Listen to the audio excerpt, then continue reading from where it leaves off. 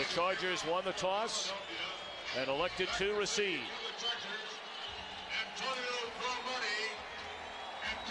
So David Akers set to kick it away. The always dangerous Darren Sproles waits. And this one underway in the bright sunshine of San Diego. Sproles from the 2. Out to the 27-yard line. Philip Rivers grew up in Athens, Alabama. His father, Steve, was his high school football coach. Became the starter in San Diego in 2006 and has led the Chargers to the playoffs in each of his 3 years as the head man. A 41-21 record overall. Look at those numbers at home. Well, he's pushed himself into at least hovering around that elite status. Obviously a young quarterback, but right now the Chargers go as Philip Rivers goes.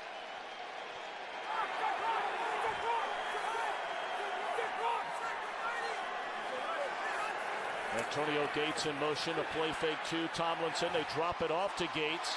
He evades a tackler and picks up 9 on first down. Got Sheldon Brown turned around. Rest of the lineup offensively for the Chargers. They're hoping to get Tomlinson started over the second half of the season. Gates healthy again, having his best year since 2004.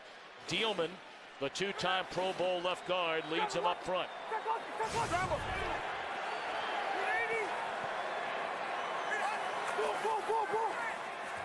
Second and 1. And the slant into Philadelphia territory to Antonio Gates, his 44th reception of the season. Defensively for Philadelphia, Cole leads them up front. Parker getting his first start. The linebacking core, everybody playing a new position. Witherspoon to the weak side, Gokong to the middle, and Foku the start on the strong side. And in the secondary, they're really nicked up outside of that front starting 4. Yeah, they're missing 2 guys out of that secondary. That whole back end is having to go through transition right now.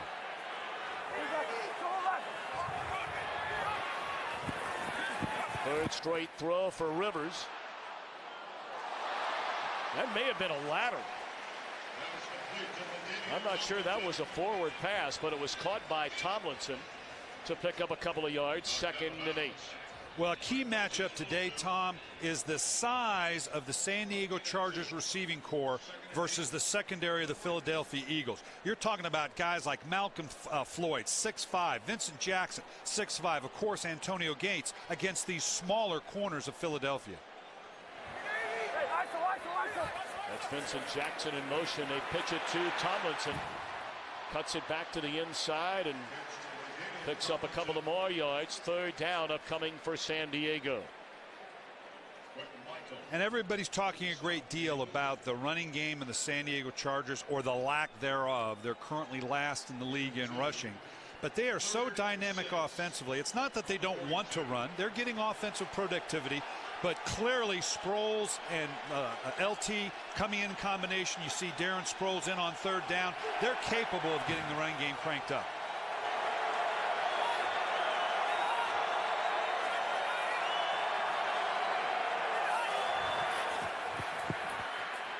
Rivers dropped all the way back at his own 45-yard line. Darren Howard, the first man there. Bert, thank you very much. Mike Cyphers punts it away. Deshaun Jackson backed up to his 7 and brings it out to the 12-yard line. Penalty flag down on the play. This looks like it's going against San Diego. If you're Philadelphia, you might want him to punt it again. Well, you're going to be given a choice. Do you tag it on to the end? The kick, holding, receiving team, number 54. Happens to the goal line.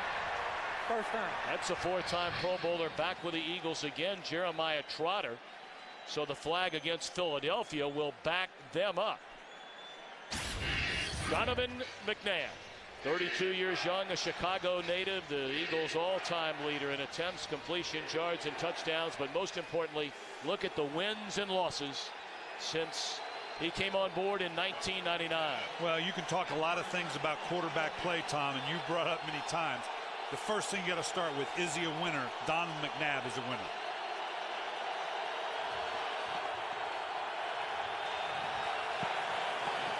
Well, after the penalty, the Eagles get the ball for the first time today inside their own 5-yard line.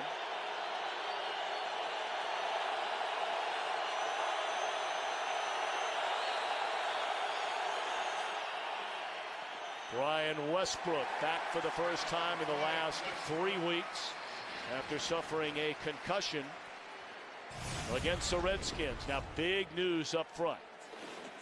Talked about Westbrook back in the lineup, but Jason Peters re-aggravated an ankle injury last week against Dallas. He can't go, so everybody moves over. Harriman's left guard to left tackle, Cole right guard to left guard. Stacey Andrews starts at right guard. 2nd and 8 for Westbrook. He's up to the 11. It'll bring up 3rd down and right around 5 defensively for San Diego, giving up 22 points per game. Phillips, 5 sacks in his last 3 games. Merriman playing extremely well since getting back from an injured groin.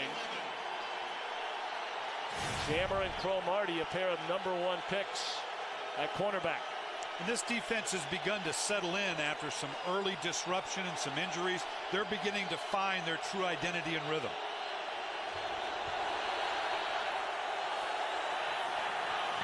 Pump fake. Selleck the catch. Read beautifully by Kevin Burnett. Great recognition by Burnett. The Eagles are one of the best screening teams here. They got Selleck back here, a little tight end release screen. Great recognition by Burnett. Just pulling the trigger, seeing him as a screen. Hesitation will kill you on trying to break up a screen. Great play by the Charger defense, and now Philadelphia having to kick out of the shadow of their own goalpost. Burnett making a play like he wants his starting job back. He lost it to Brandon Seiler the last couple of weeks. He keeps doing that. He's going to get it back. Rocca from his own end zone. A poor punt. Let's see where they spot this. The 30. Well, we're still waiting. The officials are talking about it. And they're going to call it the 40-yard line. Numbers from earlier today. Carolina, a big win over Atlanta. New Orleans hung on against St. Louis. What about the showdown in Pittsburgh? Cincinnati, a season sweep over the Steelers. A couple of other wins there. Jacksonville coming back late to beat the Jets. A big story in this game. Denver a loser at Washington.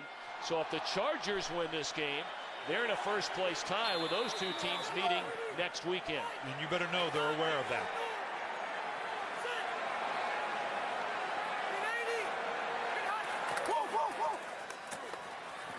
Tomlinson down to the 37-yard line. A gain of 3 for Tomlinson. Well, LT, one of the best ever in the game.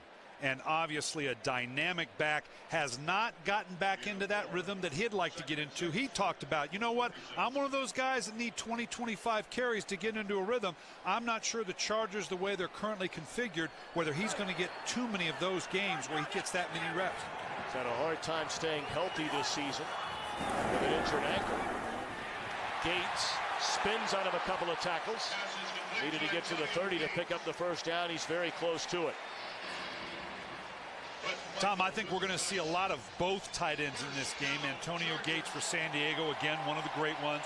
Brent Selleck, one of the emerging young tight ends for Philadelphia.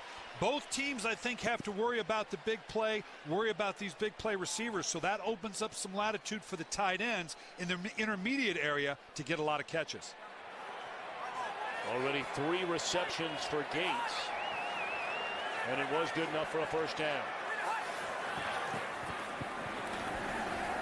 Rivers hit as he threw and dropped by Gates. May have had it knocked out of his hands by Quentin Michael.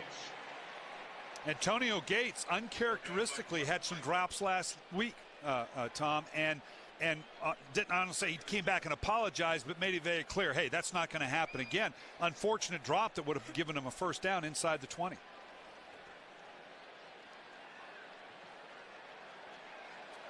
Second possession for the Chargers at the Philadelphia 40, 2nd and 10. Wildcat formation here. Legadou Nane, a quarterback at Boise State, takes a direct snap, runs for close to 10 and a first down.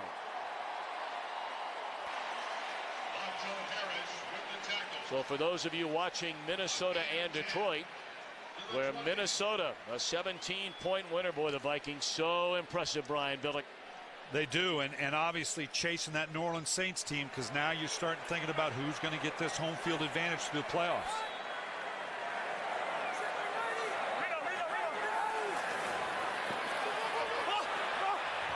Rivers being chased, throws it away. That's good coverage there in the Philadelphia secondary. And we're seeing a lot of play action, at least two so far this game. You're going to watch Rivers now with a little play fake, just waggle his way out of way. They're trying to get away from all that pressure that you get from the Philadelphia Eagles. See if they can get him outside the pocket a little bit to give him more time to get the ball down the field. Nothing down the field, great coverage. So now just throw the ball out of bounds. 2nd and 10.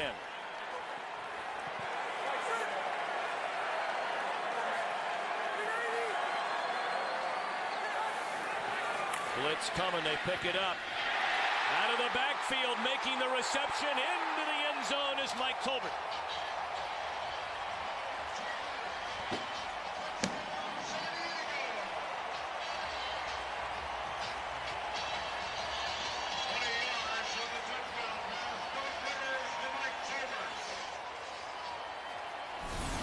Boy, this is a nice play call by Norv Turner.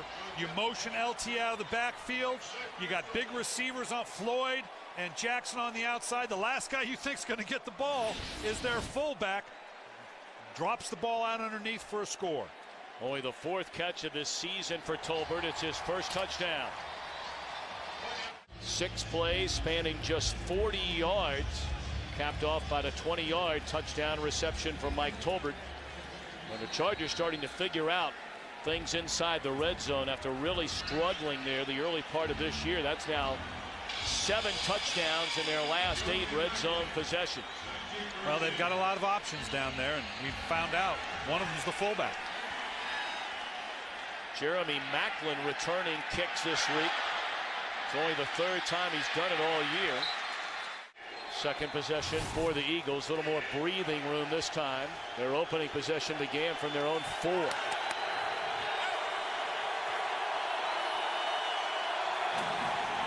Empty backfield. McNabb throws on the run. Caught by Deshaun Jackson.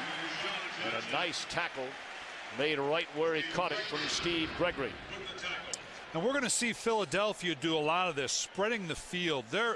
Even though they are explosives, most of it comes out of getting the ball underneath to players like Deshaun Jackson and Jeremy Maclin. So they're going to spread them out, give a quick sprint out, get the hands and the ball in the hands of your playmakers so they can make some big plays down the field.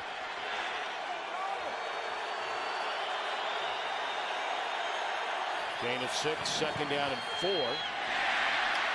That one just out of the reach of Selleck.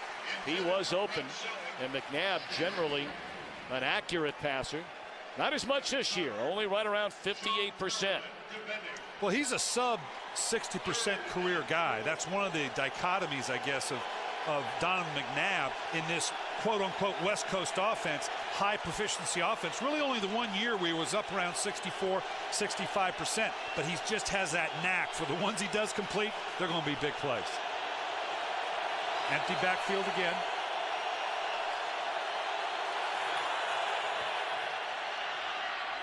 Defender fell down, and a catch made by Reggie Brown, the seldom used Reggie Brown. That's only his 2nd year reception of the season, and that's good enough for a first down out to midfield. Again, just one-on-one, splitting the receiver out. They believe by spreading the formation like this, they can do 2 things. First, the corners are very deep conscious. They believe they can run a lot of these stops or comebacks because these are corners are told don't get beat deep. The other thing that the no back does, it removes one of those great pass rushers from the rush. I'm talking about, of course, the Sean Rogers or Sean Phillips and Sean Merriman. Reverse, read beautifully, then the pitch, and racing around the other way is Macklin, and that was a disaster right from the start. I'm not sure it wasn't supposed to be a double reverse from the get-go, Tom. As we watch this, if you watch the initial handoff, he looked to pitch or hand the ball off very quickly. You're going to see here, right here on the replay. He comes, gets to the outside. Now watch, right from the get-go, he looked like he was ready to pitch this ball right from the get-go. I'm not sure it wasn't supposed to be a double reverse right from the start. Gregory couldn't have played that any better, preventing a handoff, a clean handoff to Macklin coming the other way. Loss of 6, second down and 16. McNabb looking down the middle of the field in the triple coverage. Incomplete third down.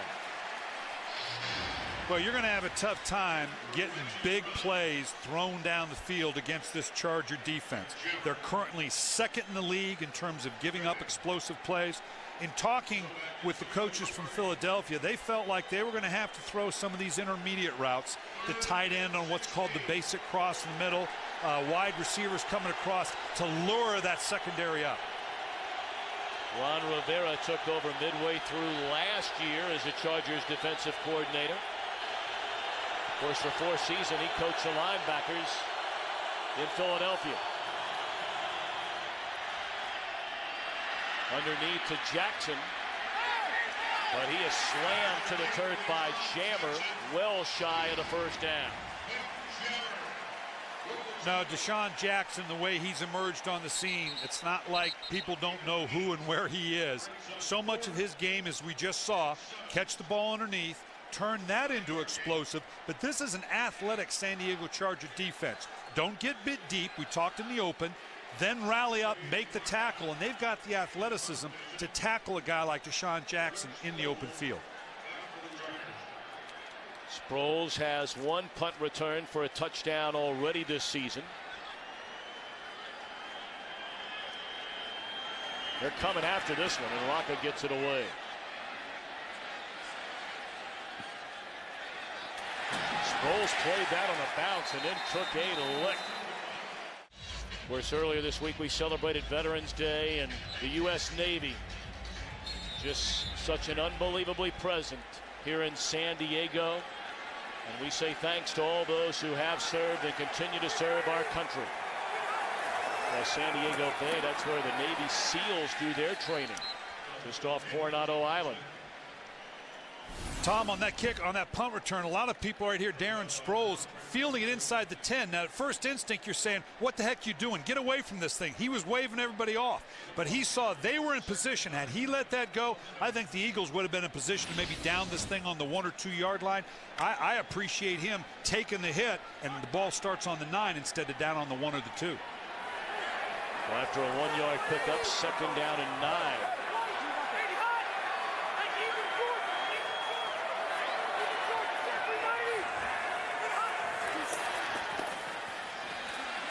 Tomlinson, good, strong, hard running out to the 15-yard line. Some of the headlines from action earlier today and headliners: Brett Favre at it again, 344 yards and a touchdown. Minnesota only 1 loss. That was on the road at Pittsburgh. How about the year for Chris Johnson? Well, he's exploded, particularly the last couple games, and we're going to see the resurgence here of the Tennessee Titans. It's unthinkable to think they could come from that far back, but my gosh, they're playing well right now. 3rd down and 3 for the Chargers and a timeout. Phillip Rivers has hit on 4 of his first 6. Generally in 3rd down situations, he looks for Gates and Jackson.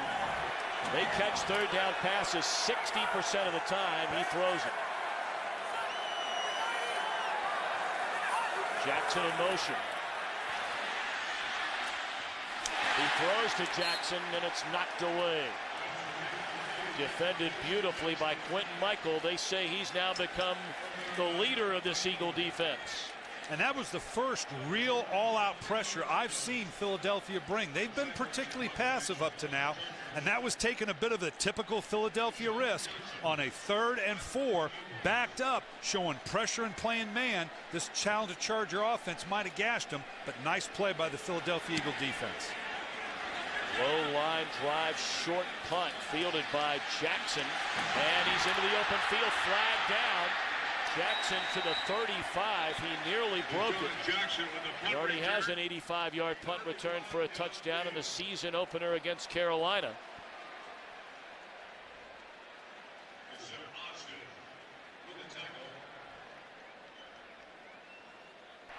During the return, illegal block in the back. Receiving team, number 52. 10-yard penalty. Philadelphia keeps the ball. First down. It's backup linebacker Tracy White.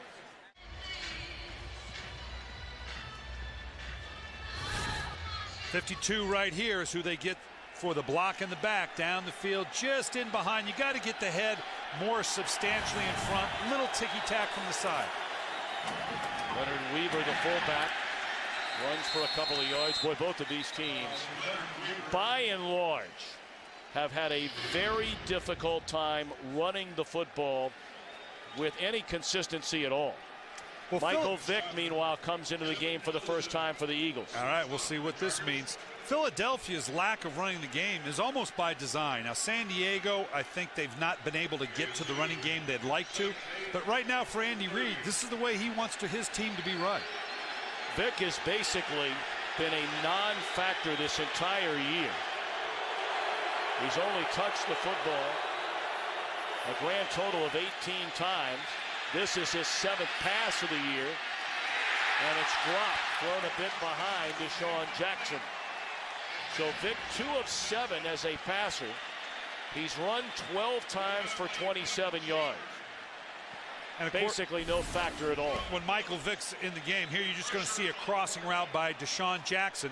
When Michael Vick's in the game, let's make sure we're clear. This is not the Wildcat. That's just an athletic quarterback or an athlete at quarterback. But you do give that dimension. They now have to play him more straight up than they do the conventional Wildcat offense. Now you got the real guy back in, Donovan McNabb with a no-back set to stretch that Charger defense. Third down, McNabb looking for Reggie Brown, and it's incomplete. This Eagles offense having a hard time getting started today. And that surprises me a little bit. We talked to them the other day, and you're not just going to go vertical against this Charger defense. We already talked about how hard it is to get deep. You're not going to just throw up a bunch of 9 routes. You're going to have to establish that stuff underneath we talked about. I don't know that Philadelphia's done that yet. Of course, it should be noted, Jackson was wide open, and Vick just threw the ball behind him a moment ago. That should have been a 25-yard pass play.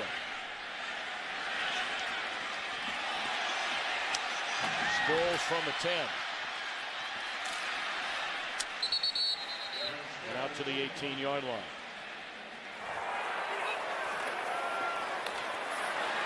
They run it for Tomlinson. He's carried the ball well early on here today. Well, seeing some frustration, DeSean Jackson don't know what he's leaving the field for, but if he cannot come back or come back soon, this is going to be a huge hit for Philadelphia. He has become such a big part of their big play persona. You take that cog out of this machine, they may have to get a little more conservative with what they're doing. 6 rushes, 21 yards for LaDainian Tomlinson.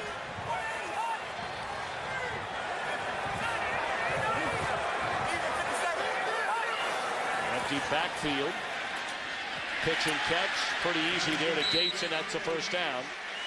Out to the 30.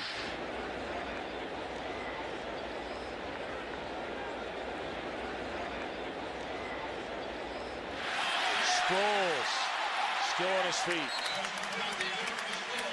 Close to 7 on the first down reception for Darren Sproles. San Diego's going to use a little something out of the Philadelphia Eagle playbook in terms of screens, because again, you want to do something to slow down this rush. See if you can get them upfield and put the ball in the hands of a guy like Darren Sproles in behind it.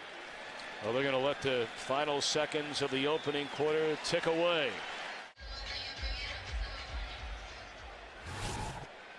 Yeah, Tom, I want you to notice right here how passive the Philadelphia defense looks. This is not their personality. I think their injuries are up, and I say that, and here comes the pressures. And a free play for Rivers. Incomplete. It appeared as though Philadelphia started too early.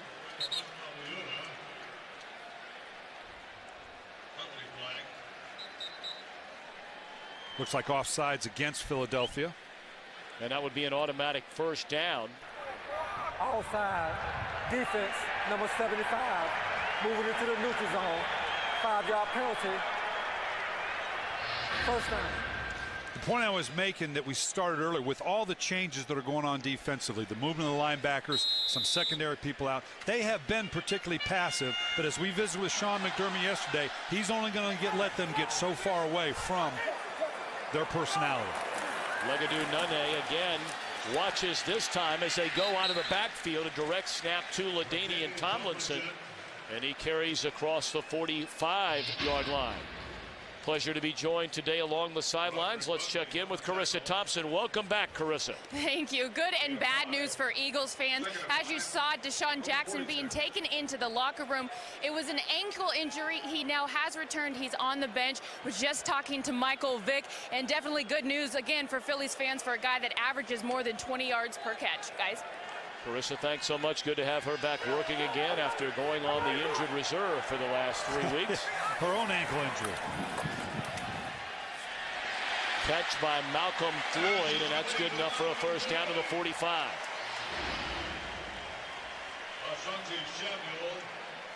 Take a look at the numbers in the opening quarter for both McNabb and Rivers. Rivers, the touchdown pass, 20 yards to Mike Tolbert. 2 rushing yards for Philadelphia. Well, and they're okay with that. They're going to get to it a lot of different ways. Philadelphia's defense is beginning to turn up the pressure. I just made the comment about how passive. They're beginning to show more and more pressure now. Phillip Rivers going to be looking for a shot. Tomlinson running the ball very well. This carry down to the 39-yard line. Norv Turner said he wants to get that running game as part of this San Diego offense again. This is just a straight ISO downhill with the lead fullback wanting to be physical with this Philadelphia Eagle defense. Again, LaDainian Tomlinson gets inside tackle-to-tackle running. I'm not sure he's still got that great outside running game, but he's still solid going inside between the tackles. And averaging 4 yards per carry.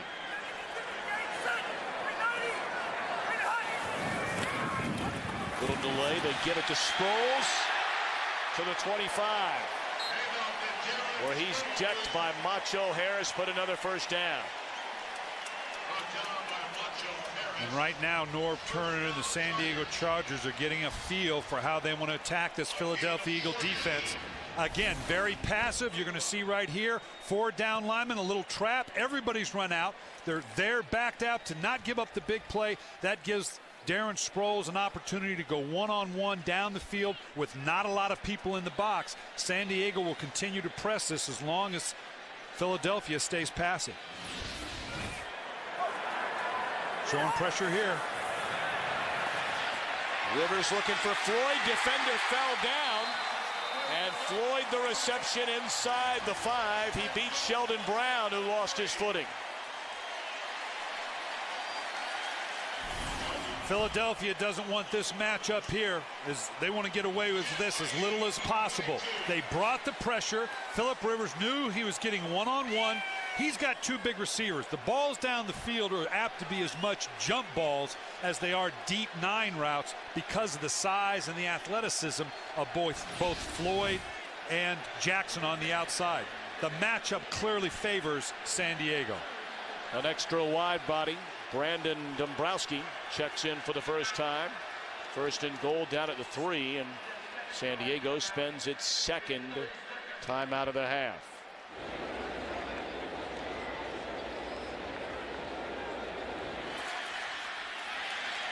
No gain for Tomlinson.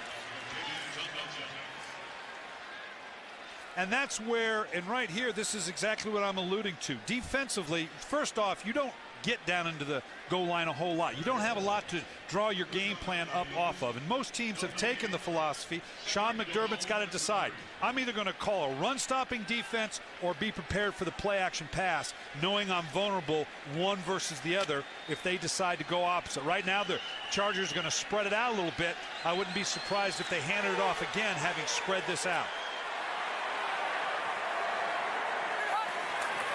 They do hand it off again, and to the end zone is Tomlinson.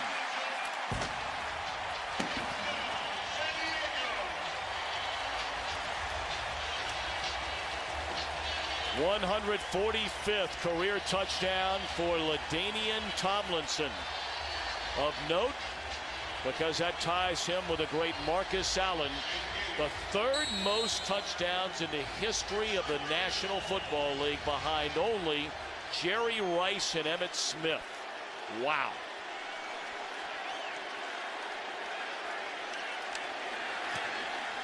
Point after is good by Kading. Well, when you see LaDainian Tomlinson, whatever we're talking, yards, receptions, touchdowns, look at the names we're seeing with it here, Tom. All you need to do is look at the names he's being associated with now. In whatever category we put up here, you can see how great this young man has been. So 14-0, the Chargers in front. 4 minutes into the second quarter. Macklin took a hit. Mercy at the 21-yard line by C.J. Spillman. Stop right here at the top. This is what I'm talking about, how light the box is. They spread everybody out to get a 6-on-6, meaning your line and your tight end, and now they're just going to shove LT up into the gaps. This is the way they're going to spread Philadelphia's defense. Again, nice pull by the left guard, kicking out. LaDainian, as good as there is in the game at scoring inside the 10. Right now they've got the Philadelphia Eagle defense doing just what they want.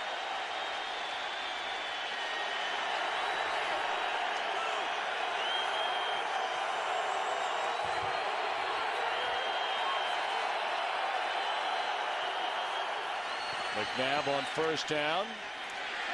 Finds Jackson across the middle.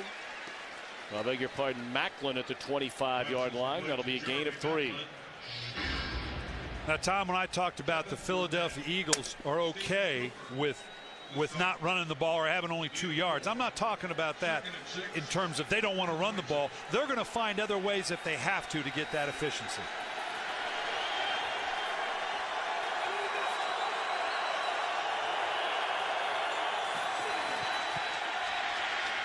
This time it's Jackson.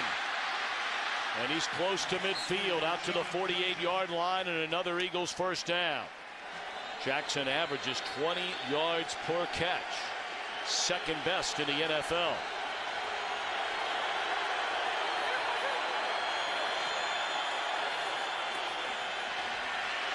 Good protection and defended well by Antonio Cromartie. Philadelphia turned right around and ran the exact same play to the other side. A lot of coaches will do that in terms of, okay, if it completed on that side, let's go run it against the other one. Andy Reid recognizing that whatever you got working, and that was just a staple of the West Coast offense. A curl, a wide route by the running back with the tight end gobbling up coverage inside.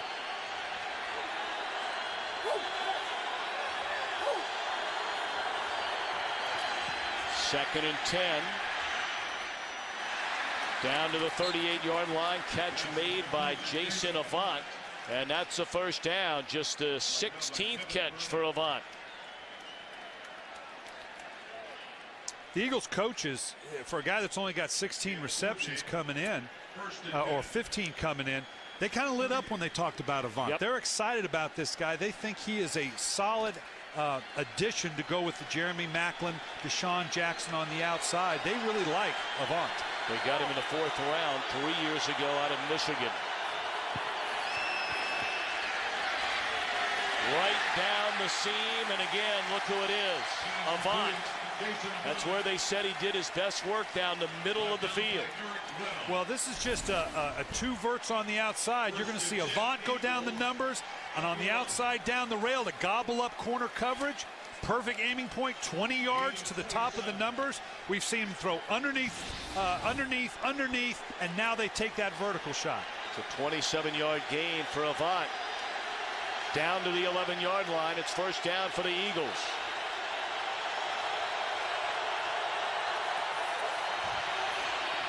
Play action. Flag comes in. Macklin was defended by Jammer.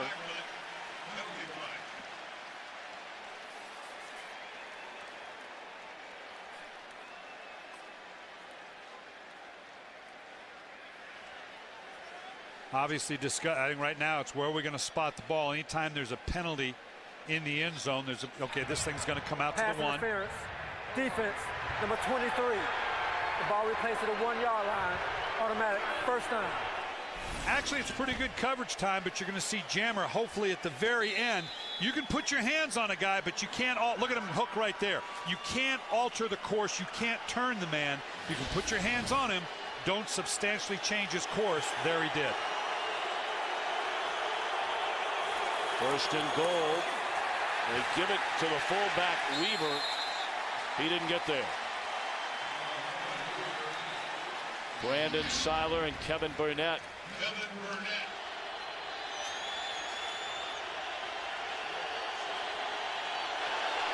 Possibly a little play action fake here. That's exactly what it is. And overthrown to the intended receiver, Brett Selleck. Third down and goal. And you know, Brian, people can talk about the importance of the pass from now until you're blue in the face. If you can't run it in from the 1-yard line, your team has some problems. And this is where some of the criticism comes at Andy Reid and Marty Mornhinweg, the guy calling the offense, that they'll give up on that run a little early. First one doesn't work, you know they're going to come back to a pass next. They have two big backs check in. Fullbacks Weaver and Buckley. Still no signal. Still no signal from either of the officials along the line of scrimmage.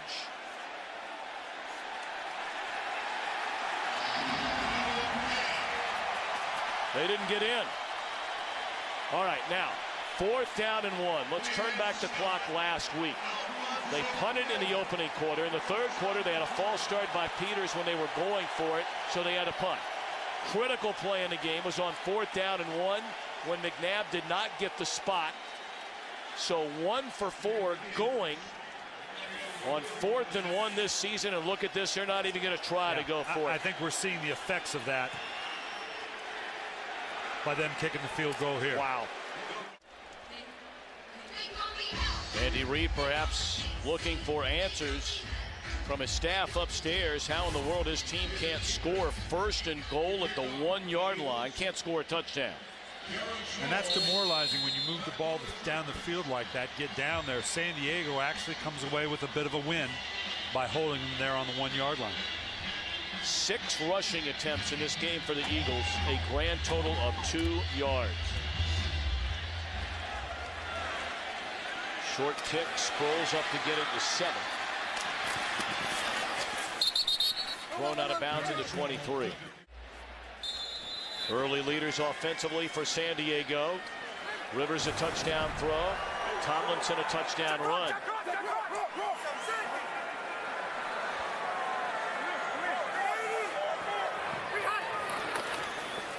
Tomlinson back to the inside and out to the 29-yard line. A gain of close to 5 on 1st down for Tomlinson. Bring you up to speed on some of the other late games around the NFL. Scoreless at Lambeau. The Cowboys and the Packers. Kansas City and Oakland tied at 10 in the 2nd quarter, and that's a big one out there for Seattle if the Seahawks have any hopes of getting back in the NFC West at Arizona. And you know the 49ers are watching intently after a win on Thursday night.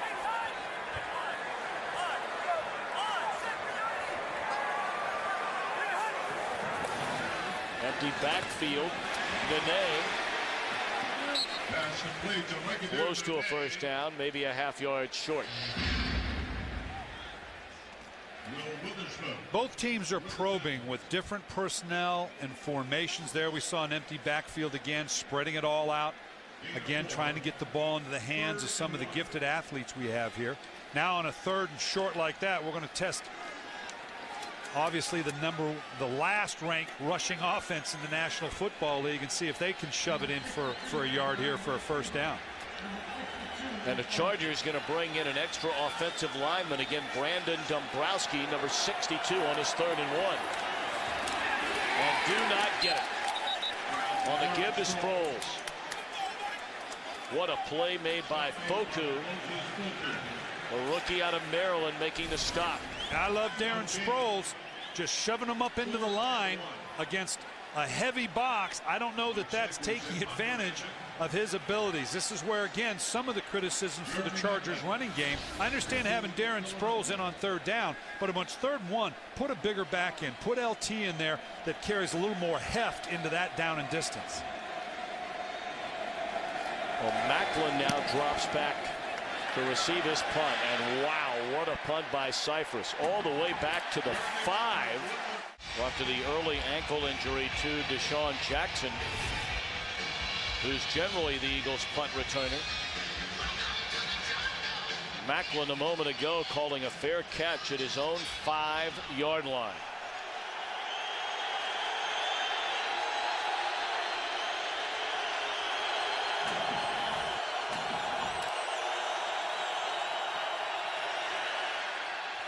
Throw to Macklin on first down, and that's to the 13 and out to the 18. That'll be a first down. Now, Tom, I know Macklin hasn't done it much here, but he did it in college. This is different than what we saw with Darren Sproles. That ball did not bounce in front of him. He needs to know where he is. Let that thing go. It was going to go into the end zone.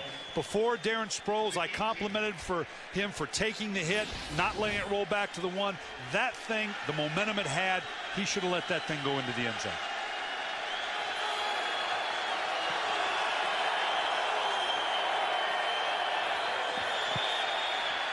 McNabb to throw it again.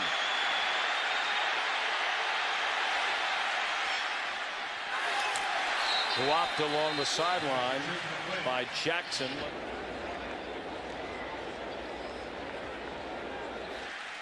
Brian Westbrook out to the 25-yard line. Westbrook healthy again.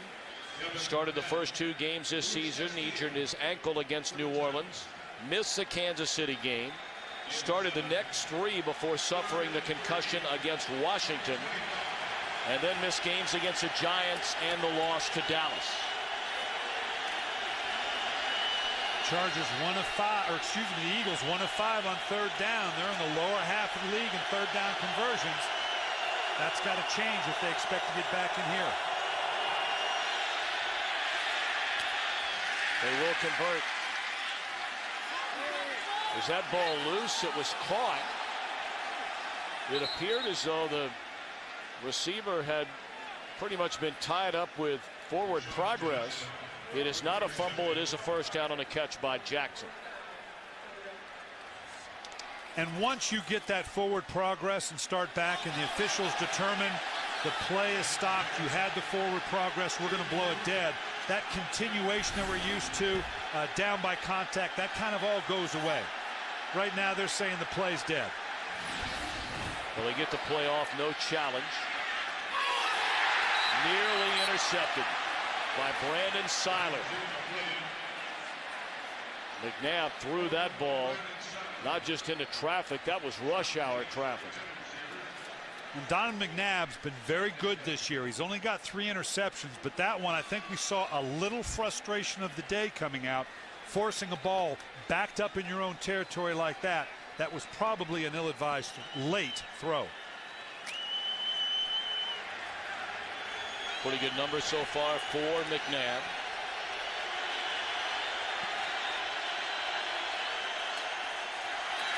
Second and 10, they set up the screen to Westbrook.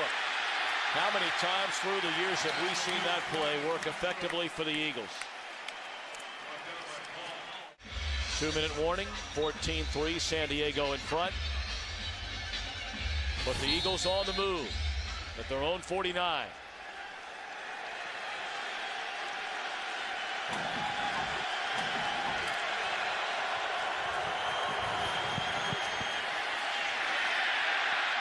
McNabb hit as he threw incomplete to Westbrook. Let's look at this screen that set them up here in this scoring position. This is just a simple one-man screen. I want you to watch the left guard Cole here. They invite it upfield. He slips out in front of Westbrook. There's no team in the NFL that does this better than the Philadelphia Eagles, and they show a number of different types of screens. Tom, this is what they view as part of their running game. A simple throw out of the backfield that supplants the fact that they're not running the ball.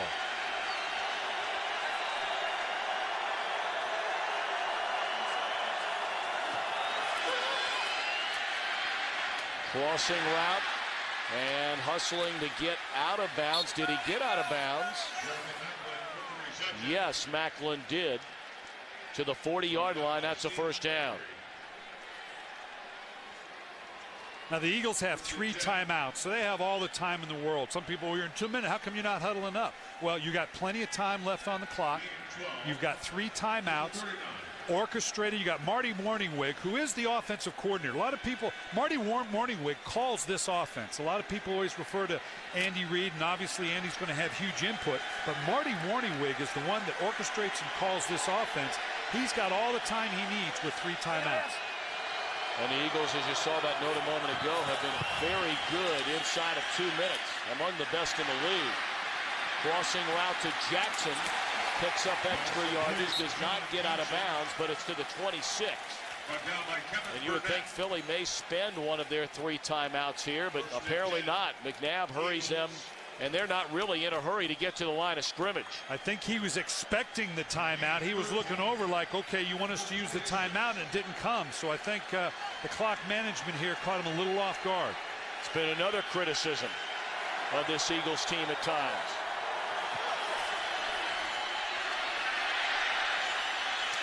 What a throw by McNabb. He took a shot as he let it go, and it's caught by Reggie Brown inside the 10. Boy, McNabb, the guy can take a hit. Well, you're going to see late. He is so physical. He is one of those guys that says, you know what, I can hold on to this ball for just that last touch of a second, and I'll take the hit. That's a beautifully thrown outside route, knowing the minute you let go, you're going to get lit up. First and goal at the San Diego 9.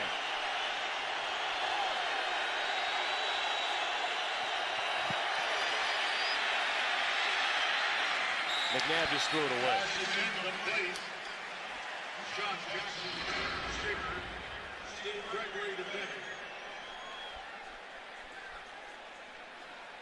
I think the way the Chargers configure themselves, this may very well take a throw underneath and someone to run it into the end zone rather than an end zone shot when they throw. Westbrook trying to stretch it and just runs out of bounds. That'll be a loss of a yard. 3rd and goal. They're going to call a timeout here to discuss this one a little bit. They want to get a little, they got to make sure they got the right play dialed up here. All right, let's talk about that right play. Let's talk about that right play. Here you are, 3rd down and goal. You're at the San Diego 9. You failed on an opportunity earlier in the game. 1st and goal from the 1-yard line. So what do you do now? Well, with the timeouts in your pocket, you can do anything you want. If you want to run the ball here, you can do that because you've got the timeout. So the good thing for Philadelphia, you got all the choices you want. I think San Diego, and it's their nature to set everybody in the end zone to say, you know what, you're going to be at risk if you try to throw this into the end zone. So you can run it. If we're a little passive, you're probably going to have to throw it outside of the end zone and let one of your athletes like Macklin, like Jackson, catch the ball on the 4, 5, 3-yard line, whatever it is, and run it into the end zone. So after a lengthy visit over on the sideline, McNabb comes back into the huddle. 3rd and goal.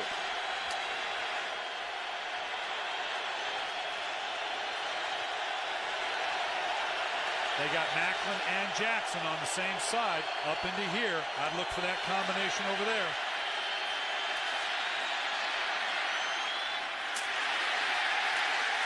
Selleck took a hit and then chopped down at the 6-yard line. And out comes the field goal unit. That's twice now. I know they moved down the length of the field, but San Diego's got to feel pretty good. He was looking to that left side. He was trying to pump it, affect coverage, had no place to go. He had the timeout to burn, so I'll put the ball in the hands of anybody I can find, see what we can get out of it. Now the field goal unit drops on. Try to get 6 points going into the half. 25 yards for Akers, who's had another outstanding season. And that one hammered right down the middle. 7 seconds remaining until halftime in a 14-6 game. Philadelphia has stayed alive here, Tom. It hasn't felt like it, but San Diego has not been able to provide that separation. Philadelphia's actually moved the ball pretty well. You're going to go in and have a long discussion about what do we got to do down inside the red zone to come away with a touchdown. But Phillip Rivers has moved his team effectively. You've got to feel good about the 14 points, but we're talking about a 14-6 game. Philadelphia coming off the East Coast, the long trip right now. It isn't where they want to be, but they're okay right now because this game's clearly within striking distance.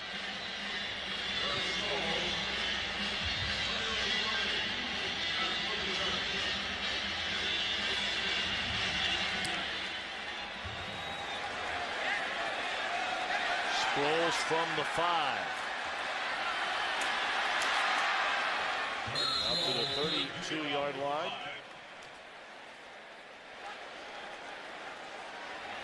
And that is that for the opening stanza.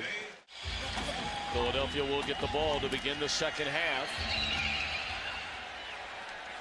And again, Jeremy Macklin returning kicks today from the 10. Wow. Took a blow from Jacob Hester at the 21-yard line. Let's check in downstairs for an injury update with Carissa Thompson. Yeah, news out of the Eagles locker room. Sheldon Brown out with a hamstring injury. I will keep you updated as to his return, but obviously a depleted secondary, that is huge. Catching up with Norv Turner at halftime. He was very happy with the establishment of the running game early on. Disappointed, however, in that missed opportunity on 3rd and 1. Defensively loves what they're doing in the red zone, but you guys, his message was very clear. We got to get pressure on Donovan McNabb. Well put, not a single sack of McNabb in the opening half for this Charger team that came in with 15 sacks in the last 3 games. From behind, Jackson. Some of the numbers in the opening half. Anything, Brian, that stand out at you? Well, for San Diego to keep that continuity going, that 3rd down conversions obviously got to change. Actually, as we've seen here, Philadelphia, they're moving the ball well. It's just the red zone to come away with just 2 field goals is tough. So San Diego and Philadelphia, both, I think, playing the games they want to. Just the little things keeping them from finishing it off.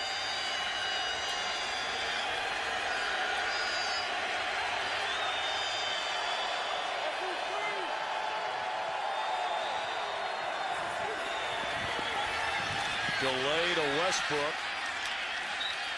And he appears to have first down yardage out to the 33-yard line for Brian Westbrook. That's more rushing yards on one play than the Eagles had in the entire first half. And I don't think you can overstate how important Brian Westbrook is to this offense. Not only in running the ball, but Donovan McNabb trusts Brian Westbrook in protection, where he's going to be chipping out. They like the young back, LaShawn McCoy, but they don't have quite the same faith, obviously, as they do in the veteran Westbrook.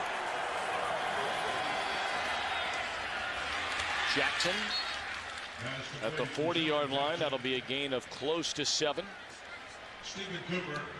Talked about the Eagles' offensive front without Jason Peters, who last week re-aggravated an ankle injury that occurred early in the year. So the 2-time Pro Bowler replaced by Harrimans, who goes to left tackle, Cole to left guard, and Andrews the starting right guard today. And Harriman's been holding up real well against Sean Merriman. That's a first down carry for Westbrook out to the 45. And I think that's what Norv Turner was alluding to with Carissa, was that, you know what, with this revamped Eagles line and the way they've moved around, we ought to be getting better pressure than we are right now. And for Harriman's out there to match up, and he hasn't been getting a lot of help against Merriman. So that bodes well for that Eagles offensive line when you can hold up even though everybody's playing out of position. Westbrook 6 carries for 28 yards. It's 1st and 10 Eagles from the 45. Blitz coming. McNabb sacked for the first time today.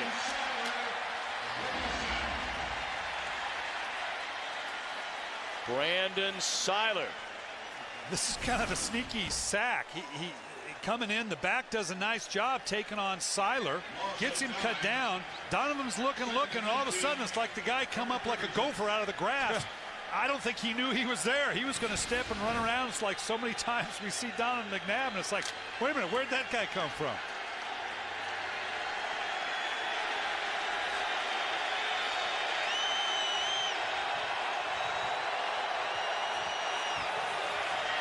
Second and 19. They lay it off for Westbrook. Get a big chunk of that yardage back, nearly to the original line of scrimmage after the sack. So 3rd down and right around 9. Another one of those little screens we talk about to Westbrook, getting them back into a semi-more convertible.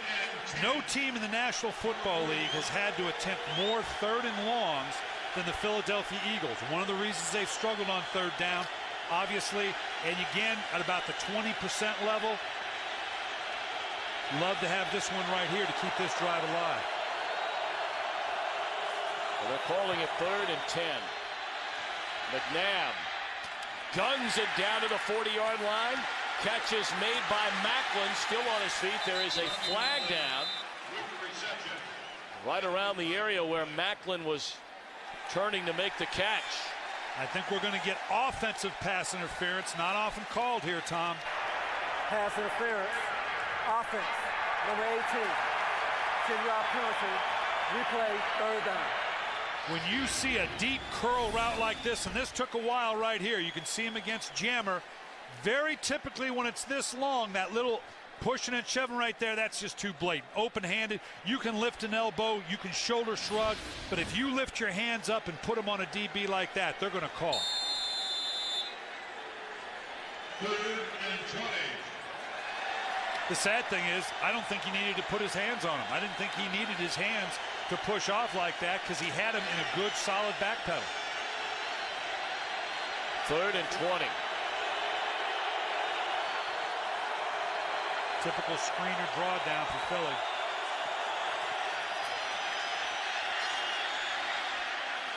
McCoy out of the backfield. Tackled at the 43, and the opening possession of the second half stalls for the Eagles. And that's just the inexperience of a Jeremy Maclin. Again, knowing he had a good route going. It was almost just by reflex, putting the hands up, coming to a stop. Don't know that he substantially moved the DB out of position, but that's just the inexperience of the first-round draft choice from Missouri. Sproul stands back at his own 15. Awaiting the punt from Rocco.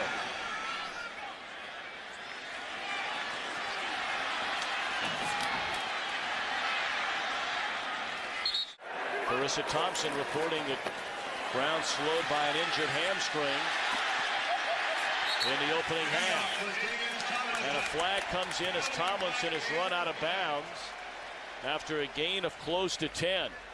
This could be a late hit.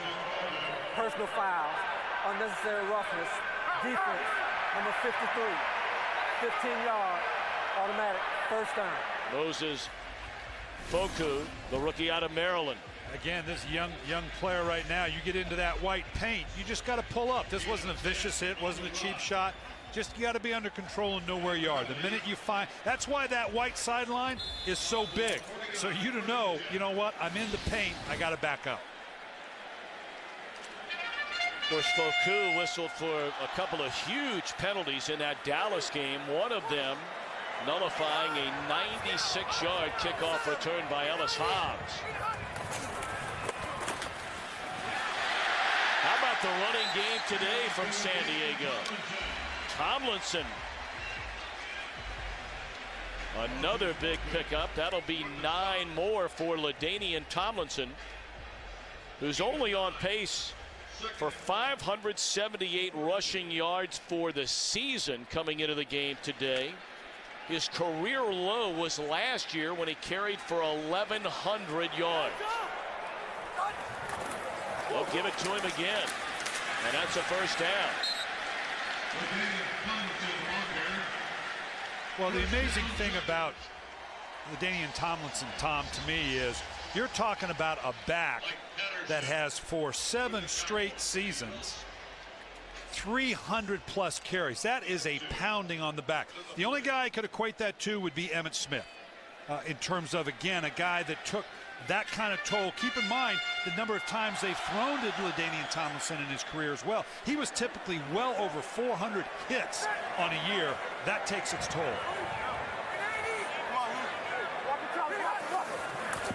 Blitz coming. Gates inside the 30. Chopped down at the 20.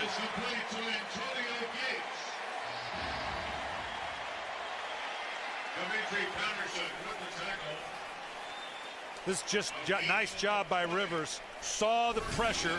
You're going to see it all of a sudden come off the edge back in here. And all of a sudden, I'm not sure someone didn't break coverage or they were counting on the backer all the way from the backside to take away the hot receiver.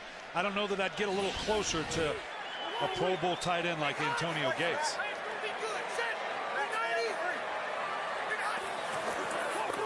Back to the ground with Tomlinson. To the 10, to the end zone.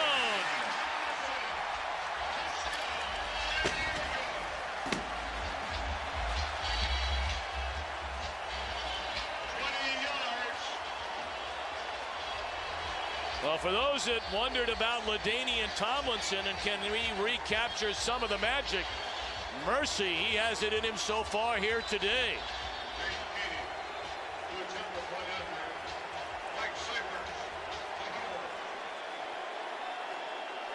Well, LT, again, anytime you look at numbers he's done career-wise, look at the names around it, because that just shows you how special this guy is, or has been. Tomlinson has rushed for 81 yards, a couple of touchdowns, a 20-yard scamper to the end zone a moment ago to give the Chargers this 21-6 lead in the third quarter.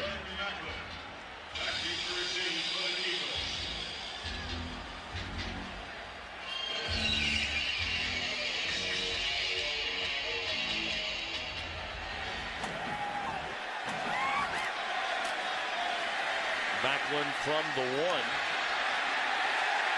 Dropped at the 15. A season best 81 rushing yards for Tomlinson, and we still have better than a quarter and a half to play in San Diego. You know, he rushed for 55 yards, just 13 carries in the season opener. Missed the next 2 with injury. Had 15 rushing yards against the Steelers. As McNabb throws on first down, catch made, and close to another first down. This is just a great, the old counter tray. You see Dielman pulling, Manu Maliuna coming back in behind him, just a 2, usually a tackle, in this case the tight end. Great kick out block. Manu Maliuna turning it up, and now LaDainian Tomlinson doing what he does best. And now Dielman, you linemen, you just love this. This is what they live for blocks like that lead to a score. Pro Bowler each of the last 2 seasons is Dielman. The result of the play is a first down, 1st and 10.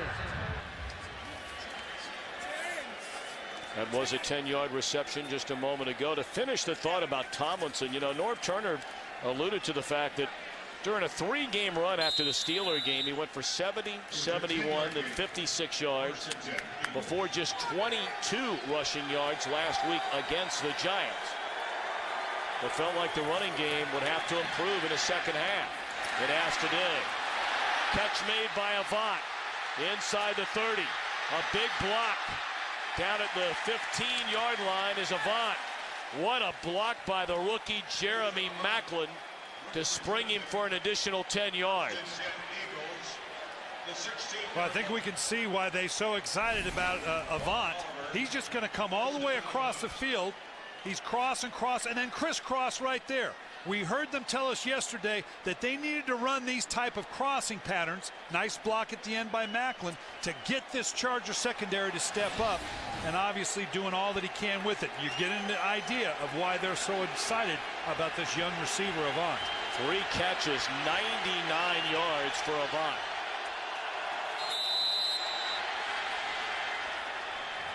And a timeout.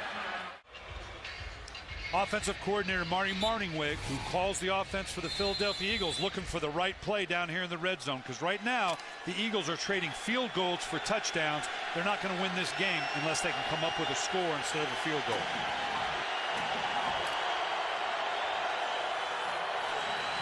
McNabb on first down. Had an eye on Selleck and threw it behind him. Second down. All right, based on what we've seen, 3 trips for the Eagles, this being their third, the 2 prior trips inside the red zone.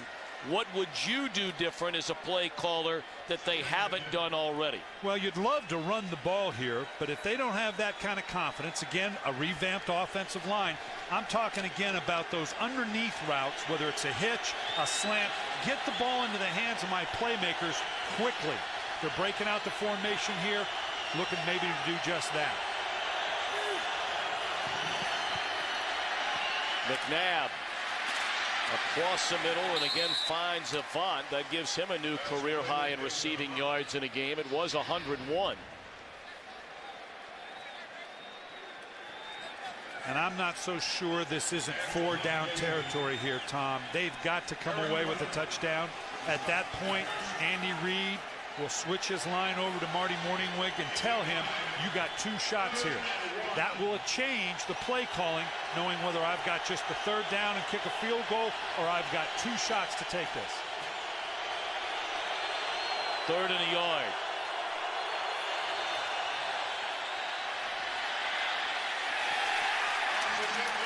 Tell you, it makes you wonder. It really makes you wonder. 3rd down and a yard. They had 1st and goal at the 1 in the opening half and cannot get the single yard. What do you do now? Well, they've already decided. Here comes the field goal unit. Well, this I question. You know, the call is going to be what it is, but I'm not sure you're not at this point in the game with 5:54 to go in the 3rd quarter. You got to come away with a touchdown. Trading field goals for touchdowns, the math doesn't add up. 25 yards for Akers.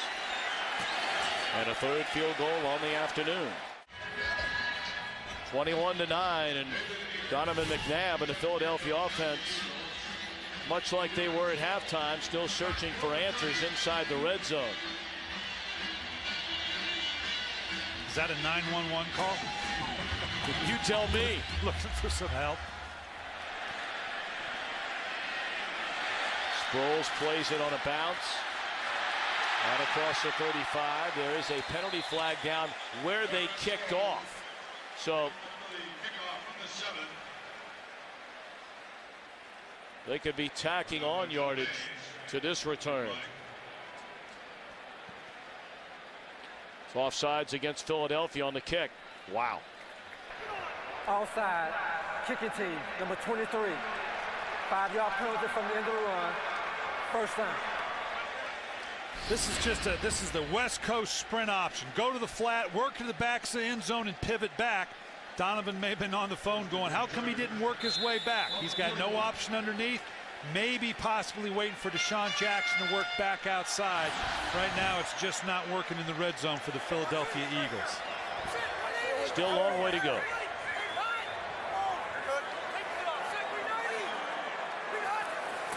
5:45 to play in the 3rd quarter. Rivers rolling, looking down the field, and tries to thread it in there. It was nearly intercepted. It was looking for Vincent Jackson. Quentin Michael right there nearly came away with a pick. Well, we've seen a handful of these of him breaking outside again in this booter waggle. You always have the late comeback. I don't know that wasn't an ill-advised late throw. That's one I don't know if I'm up 21-9 that I'm going to take a chance on that kind of throw. Philip Rivers thinking he could slip it in low enough to the outside receiver. Rivers has hit on 10 of 14, 108 yards and a touchdown. He's checking something, seeing pressure here.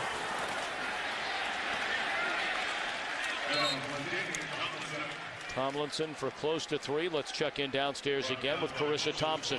Well, guys, in pregame warm-ups, Donovan McNabb grabbed LT to give him a hug. He grabbed him so hard, LT said, "Hey, man, be careful. You're going to break my arm." Perhaps McNabb maybe knew of the game that he was going to have. And minutes ago, this sold-out crowd, which is still very loud at Qualcomm Stadium, erupted as the big screen showed LaDainian passing Marcus Allen on that all-time career touchdown list.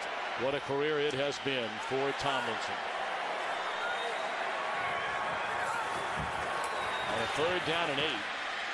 Rivers, catch made by Sproles on a 3rd down, and that will convert it to 1st down.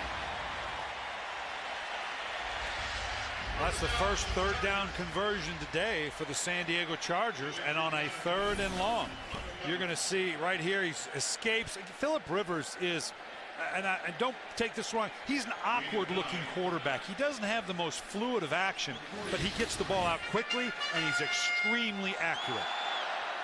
Sheldon Brown again is out of the game as they go from the Wildcat formation. LaDainian Tomlinson for a couple of yards on 1st down. Tomlinson zeroing in on a 100-yard rushing day. He's 15 yards short right now. You know, everybody's doing the Wildcat, and against good defenses, it's semi-useless. It's a change-up. It can be fun. I'm sure the players enjoy it. But if I got Philip Rivers at quarterback, I'm not sure I take him out from under center for a single snap. That's just me.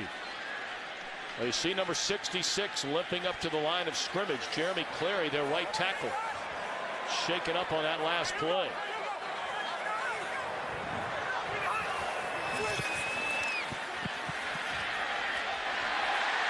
What a catch made by Malcolm Floyd for a 1st down at the 32. This is just a great, this is a little bit behind. You got a big receiver like Floyd just going to run an in-cut here. Pull it back out with Jackson underneath. Philip Rivers put the ball where he had to for it to be complete. That's a great catch by Malcolm Floyd. You know, it's interesting, Sean McDermott said these guys play above the rim. A basketball term to say, with this size, all the balls are just high to where only they can get them.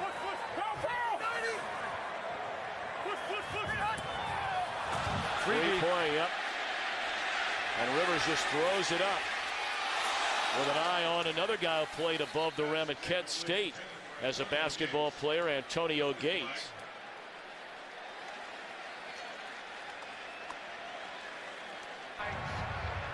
Offside.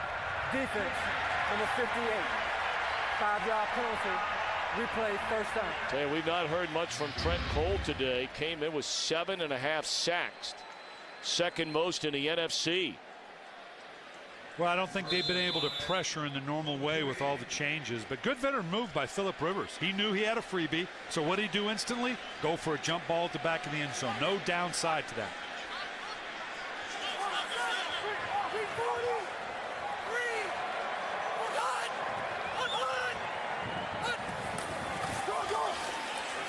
Back to Tomlinson.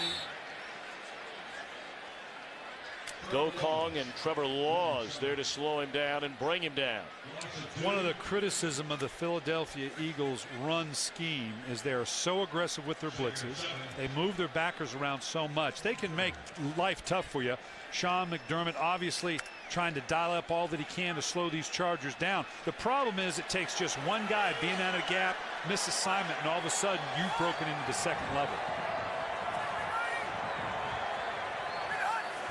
Right tackle Jeremy Clary just left the game injured. Set up the screen to Sproles. And a minimal gain will bring up 3rd down. This was a nice job by Tracy White, because had he not been able to get a hand on Sproles to shove him out, I'm not sure there was a whole lot in front of Darren Sproles to keep him from the score. So a nice job running down the speedy little back. and having just enough to push him out of bounds.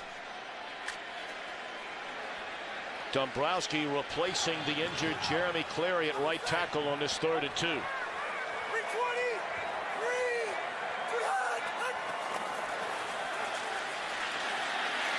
Neither team able to convert on 3rd and short. Running the ball, there is a flag down, and if this is against the Eagles, it would be their 8th penalty of the game. Penalties have hurt this Eagles team all year long, despite their 5-3 record. Outside defense in the 28, lining up beyond the neutral zone. 5-yard penalty, 1st down.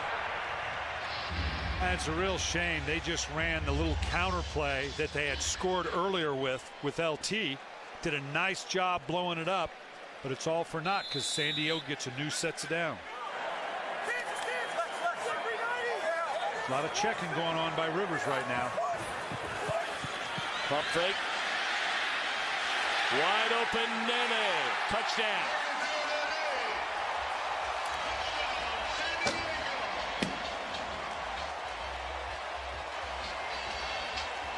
Legadou Nene, his first receiving touchdown of this season. This looked to be a double move right from the get-go.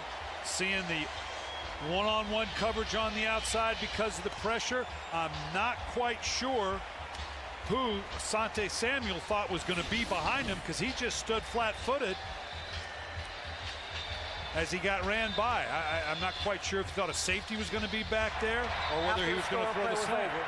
Unsportsmanlike conduct, excessive celebration, offense, number 11.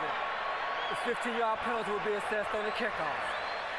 And we told you Legadou without a touchdown this season, so maybe he forgot the rules about celebrating. Yeah, sometimes those emotions get the better of you. He was excited to get that first touchdown. That's the first of his career. In the regular season, he had one in the playoffs last year. You know, it's amazing. Those conversations are always a lot more fun after they win than when they lose. What a I know surprise. that's hard to figure out, but what were you like after a loss? A little cranky? I mean, you're cranky in general, but outside of that. I was cranky because I didn't sleep. I never, after a loss, you just don't sleep that night. You can't intellectualize and say, I know I'm going to wear myself out. But there's just no removing yourself from the emotion of it. And so you're tired for the entire week because you're sleep deprived. Well, after the penalty, they'll kick off from the 15. Macho Harris is standing at the 20.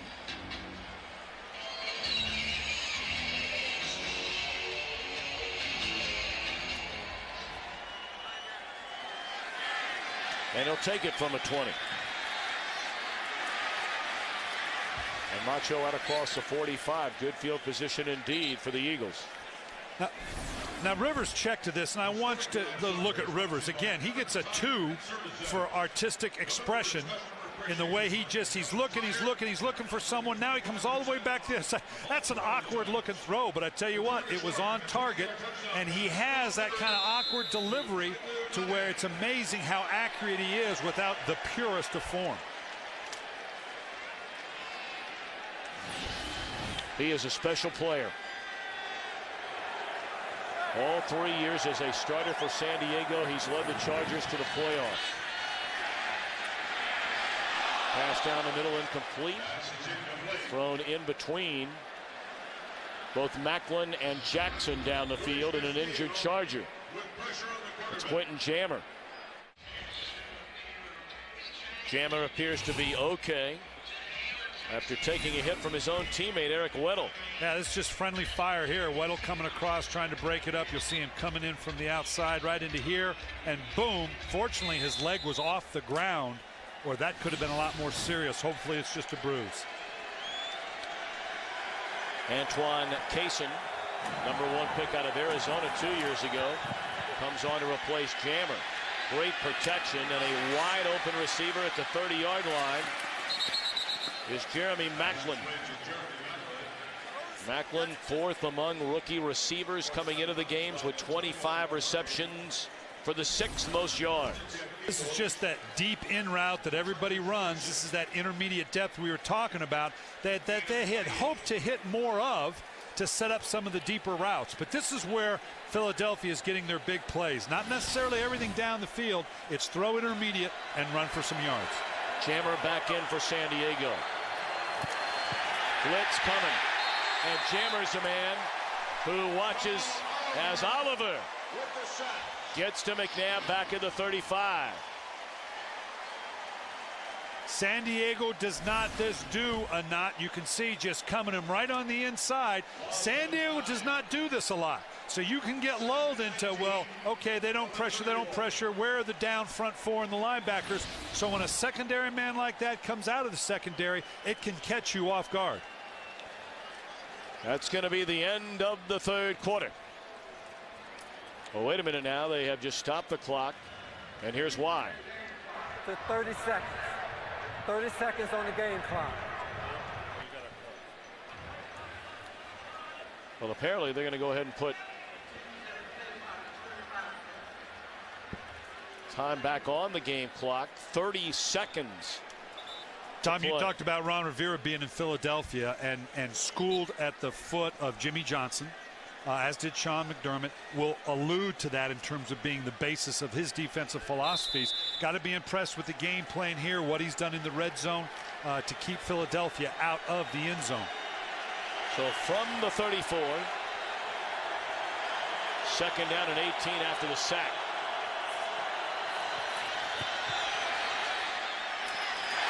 Nearly intercepted by Kevin Burnett, who's been all over the field here today after losing his starting spot to Brandon Seiler the last 2 weeks.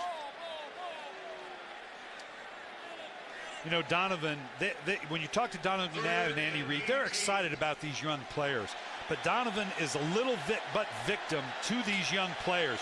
Jackson, his second year, Macklin, a rookie, even LaShawn McCoy, the rookie coming out of Pittsburgh. He's not quite absolutely sure what they're going to do on any given play.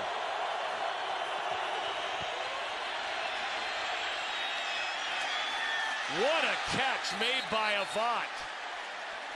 Unbelievable play made by Avant, who is having a career day here today.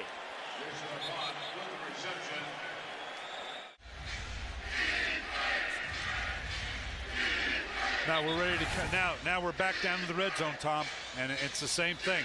They have got to come up with the right formula here. I still think they need to find a way to get the ball in the hands of a receiver that can run it into the end zone. I don't know they're going to get an end zone shot. And they hand it off. And a late flag comes in. LaShawn McCoy took the handoff on first down. And that flag came in very late. At the conclusion of the play, personal foul, unnecessary roughness, defense, number 28. Has the distance to the goal, automatic, first down. Let's look at how they got down here, Tom. This is just a simple little corner route with underneath to pull protection. I don't think Quentin Jammer and Oliver could play this any better. They had it robbed here, and when you throw it to account for that, I'm going to go over the top. Unbelievable. Watch this. I mean, this is a pick written all over it. Unbelievable body control and concentration by the young Avant. Avant, 5 catches, a career-high 129 yards. McNabb had a wide-open Weaver right at the goal line and missed him. Yeah, he rushed it. He knew it. Had the ball came out a little hot. He wanted to get out of his hand as quick as he could because he saw Weaver was going to come open. Again, trying to hit it underneath, let a guy catch it and run it into the end zone. He'd love to have that throw back. Now it's got to dial up another one. Second and goal.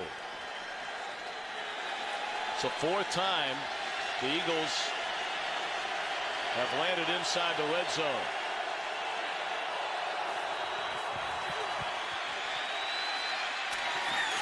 Nearly intercepted, perhaps should have been intercepted by Stephen Cooper. 3rd and goal.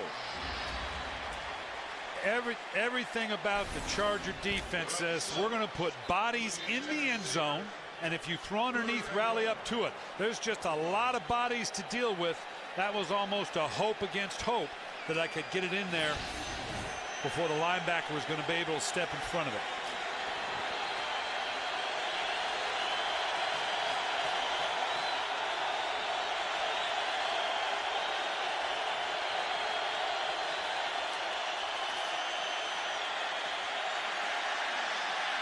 Wide open. And the catch is made finally for a touchdown by Jeremy Maclin.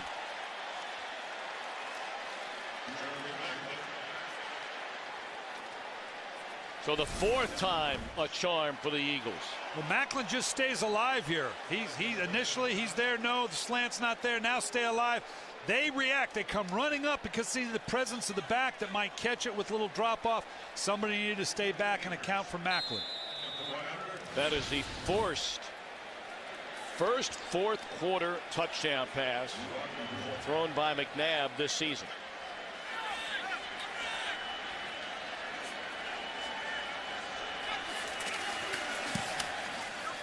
Point after good.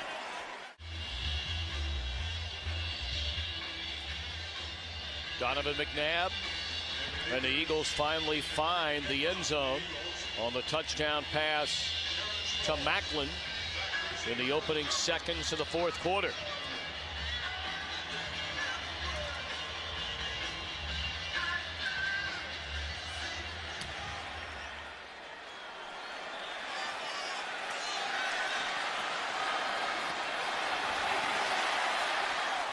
Sproles brings it out to the 28-yard line. We brought up earlier with Denver's loss earlier today in the nation's capital, a San Diego win means it's a dead heat in the AFC West with Denver and San Diego, and they will go toe-to-toe next weekend.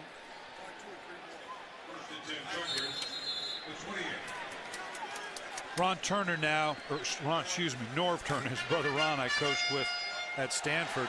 This is where now your running game in the fourth quarter, can we run the ball well enough to put this thing away?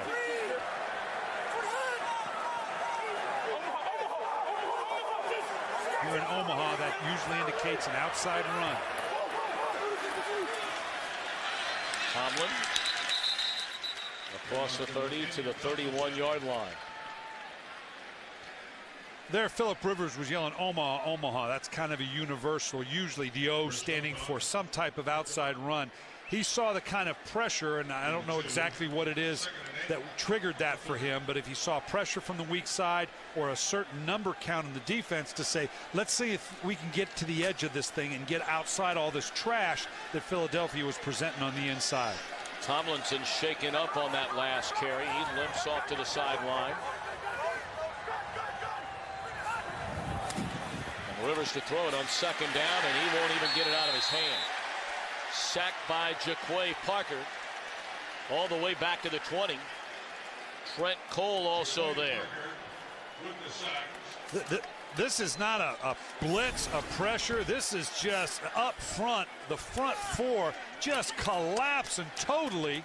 This offensive line of the Chargers. Typically, Philadelphia has to bring a linebacker, put somebody in a gap, bring a secondary guy. They just overran the offensive line of the San Diego Chargers. That's 5 sacks for Jaquay Parker this year and really limited playing time. Third down and 15. Flag down. Catch made out of the backfield by Sproles. And he's knocked out of bounds well shy of the first down at the 32. But again, a flag is down.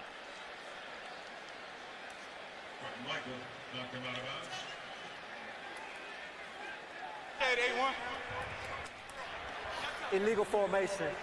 Offense. Number 73 was not lined up on the end of the line of scrimmage. Line up on the line of scrimmage. The Eagles clearly will decline the penalty. Decline. Fourth down. Which brings on the punt team. Deshaun Jackson apparently well enough now to once again return punts. And with Maclin, Jackson, Sproles, there's a possibility that's going to be a big play here someplace. Boy, Cypress among the best in the league. Another booming punt. Jackson steps out of bounds at the 22-yard line. Still a long way to go. Nearly a full quarter to play in San Diego. The Eagles are down 28-16, starting this drive from their own 22-yard line. Jackson shoved out of bounds after an 11-yard gain. McNabb has already thrown the ball 40 times for well over 300 yards. The touchdown a moment ago, a career day for Avant. The Chargers have run it considerably better, and every time you turn around, Tomlinson is moving up in one category or another among the all-time greats in the NFL today in touchdowns.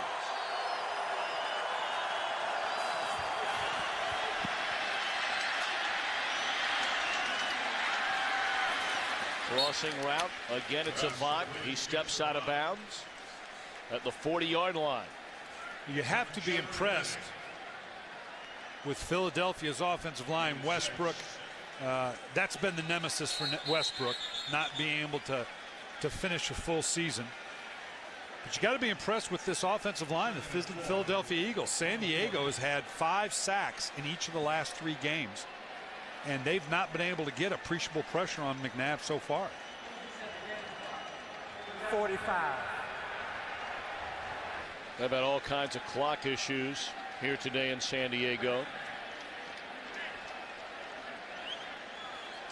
No team in the NFL has thrown the ball over a 10-year period of time than the Philadelphia Eagles. So 40 attempts, 50 attempts, they're okay with that because that's what they do.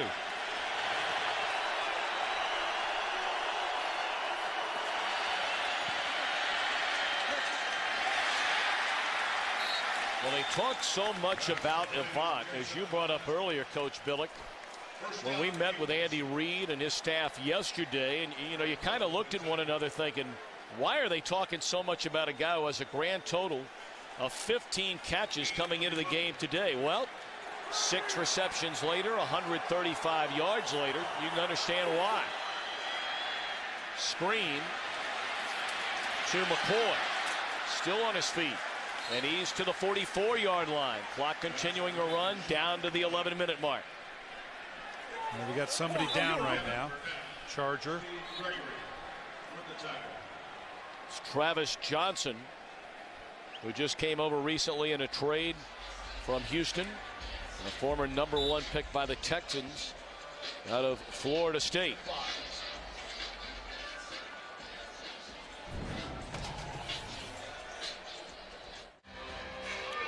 Travis Johnson able to get up and walk off the field. He appears to be okay. That's good news. Donovan McNabb and the Eagles trailing 28-16 with 10:57 to play in regulation. What are you thinking if you're on the Philadelphia sideline right now? As bad as this has been right now and trading field goals, I just need a score. I just need to make this a 1-score game. And if we can get down in the end zone, there's plenty of time to make a run at this thing.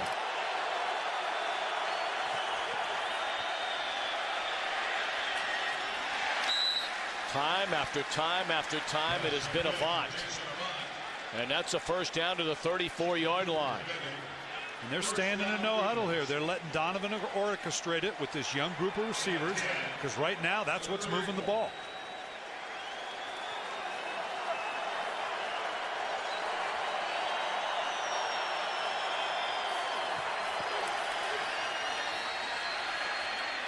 Crossing route, Brown tackled down at the 12-yard line, but a penalty flag. Back where McNabb cut it loose. This might come back. Penalty flag in the backfield. Holding, offense, number 79. 10-yard penalty, replay, first down. That's Harriman's. Wipes out a 22-yard gain. Harriman's been holding up very well up here on the outside. Obviously, here he just gets caught with his hands a little loose, kind of pulled him down going down. If he'd have let go as he was going down, probably could have got away with it. 9th penalty for the Eagles. You mentioned earlier, Tom, this makes it a tough hill to climb now when you start at 1st and 20.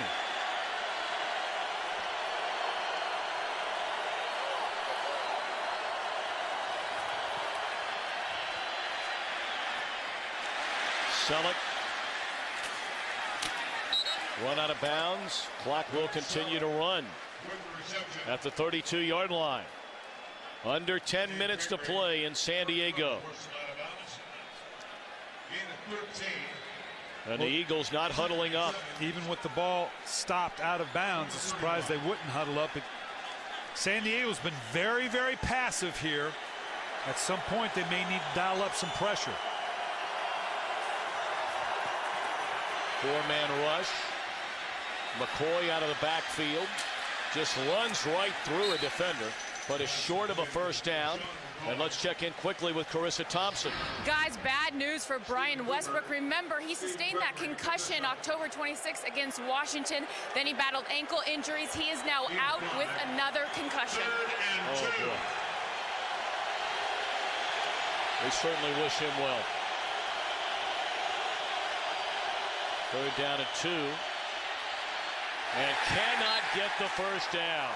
What a play made by Shawn Phillips. Well, now the Eagles have to go on 4th down. Had the initial seam, just a little quick little draw play, trying to draw him upfield. Doesn't see it inside, trying to get to the outside. Now he's taken a 1 or 2 yard run. He's got to go 10, 12 yards to get to the outside to get that same 1 or 2 yards. Just too far to go. Nice job stepping up on the outside by Phillips, and then Jammer coming up to finish it off. A 4th down and 4 upcoming for the Eagles. It's pretty much game right here. If you fail to convert, you're in a world of trouble.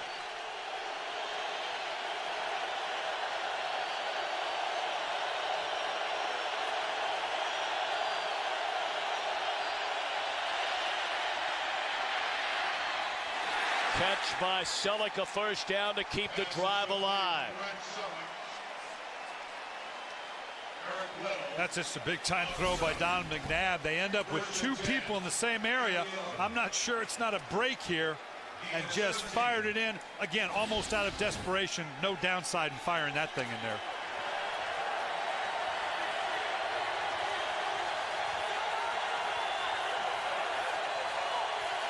Fifth trip today for the Eagles inside the red zone. Very curious play call.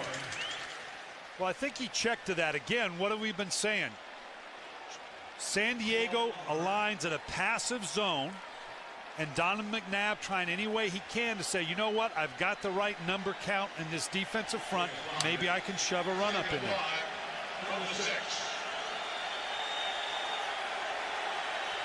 4 possessions already in the red zone. 3 field goals and a touchdown. A must touchdown in this trip. McNabb threw it away under heavy pressure from both Merriman and Luis Castillo. This is that tough area inside the 10. You'll usually have 5 or 6 plays in your pocket. Keep in mind now how condensed the area is. So there's a lot of bodies moving here. This is a difficult place to orchestrate some things in terms of throwing the ball because there's just so many bodies to account for. But this is what Donovan McNabb normally does well. Hasn't been real productive today, but this is usually right in his wheelhouse.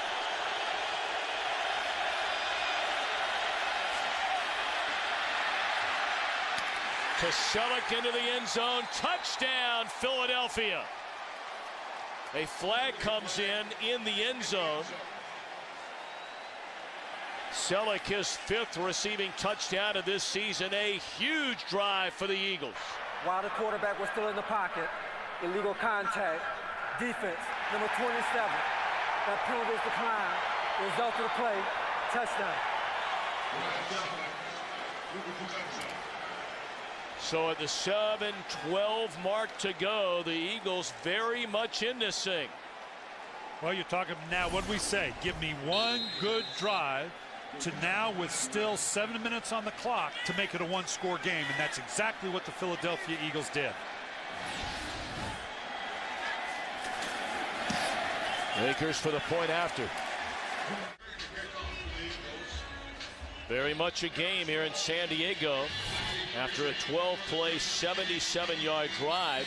You notice McNabb threw for 84 yards, and it was only a 77-yard drive. You got to remember the holding penalty took away the total yards on that drive. Sproles dropped at the 23-yard line. Bring you up to speed on some other games being played late in the afternoon. How about the Green Bay Packers? Losers to Tampa Bay, shutting out Dallas in the fourth quarter. Kansas City in front of Oakland by 3. Arizona, a slim 4-point lead over Seattle. I don't know how you figure out who's good in the NFC East. I couldn't agree with you more. It's just so up and down from one week to the next. And just about all their wins are against the same teams that are having down years. Rivers a first down throw. Jackson, a catch, stays in bounds wisely at the 38, a first down. Well, after being up the way San Diego was, you pull that game plan back out, and you're back to the opening of the game. What are my openers? What's going to work for us? Because of the way Philadelphia was moving the ball, I'm not sure that we can just afford to run this thing out and not come away with a score. First catch today for Vincent Jackson, who had 42 receptions and 4 100-yard receiving games this season. Rivers just throws it away. You know, it's funny, Brian, and I'm sure you saw this a lot as a coach. You go in with game planning. We do the same thing, getting ready for a telecast. And, I mean, if somebody would have told you that Vincent Jackson wouldn't make his first catch until the 5.5-minute mark in the fourth quarter, would you think San Diego would be doing anything offensively? They haven't run it well all year long. They've run it very well here today, and they have 28 points on the board. Yeah, I mean, here's the Eagles with 430 yards of offense compared to 280. But right now, San Diego needs to get a first down here to keep it away from Philadelphia.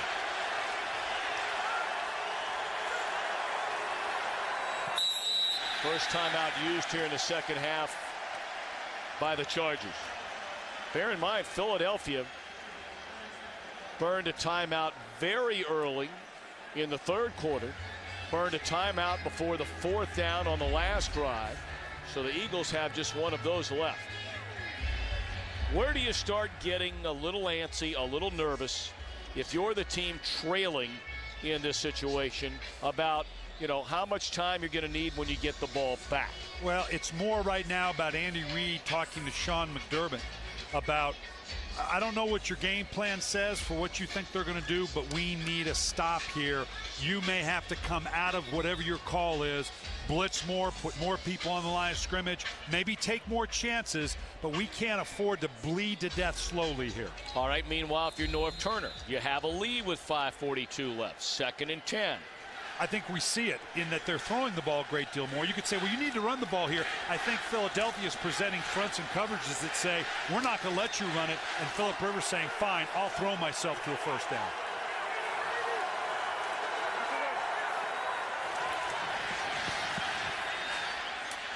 Gates spins out to the 43-yard line. So a huge third down upcoming for the Philadelphia defense. McNabb has thrown it 50 times for over 400 yards. Off on a big day, a career day.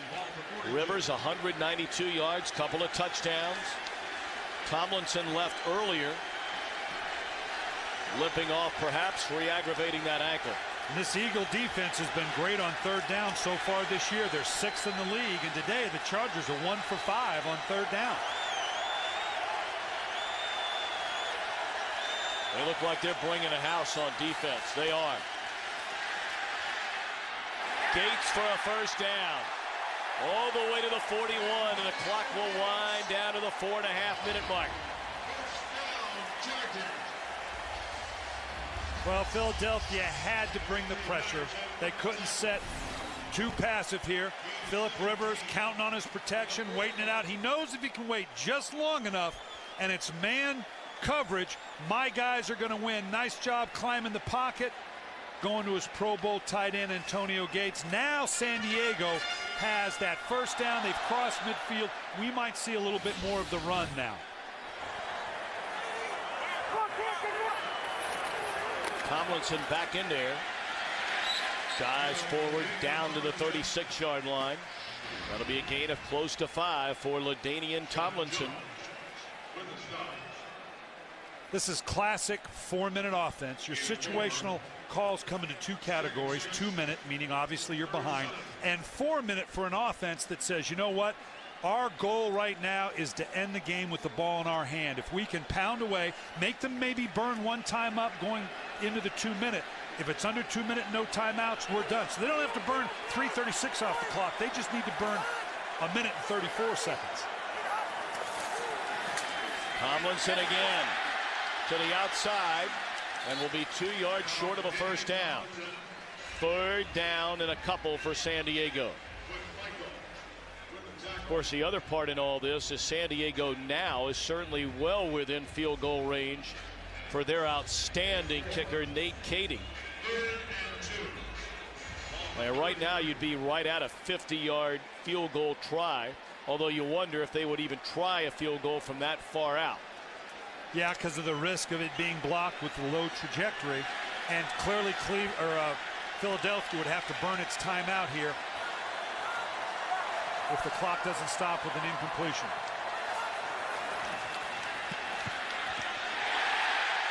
Nane down to the 15-yard line.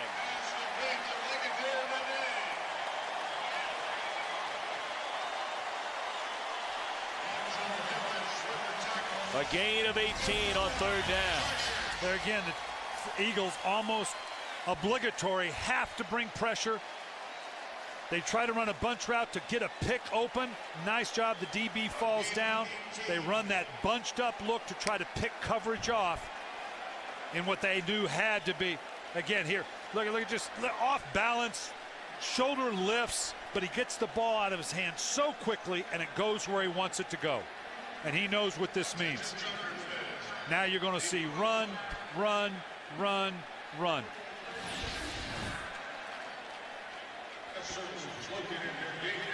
Final timeout spent by Philadelphia. So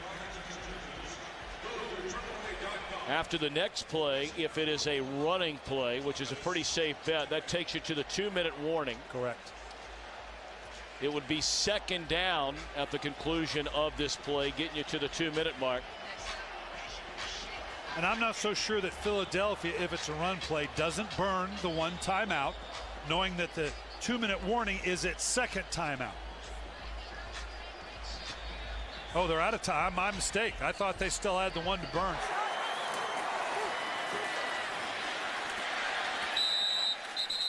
Tomlinson protecting that football. It came loose after he was already ruled down. And now for San Diego, you do 1 of 2 things in your play call. Is you let it go down and snap the ball late. They might even use their timeouts.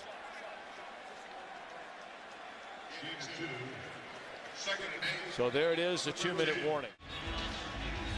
This current San Diego drive began at their own 23-yard line. Protecting a 5-point lead. 9 plays, chewing up better than 5 minutes and trying to put this one on ice.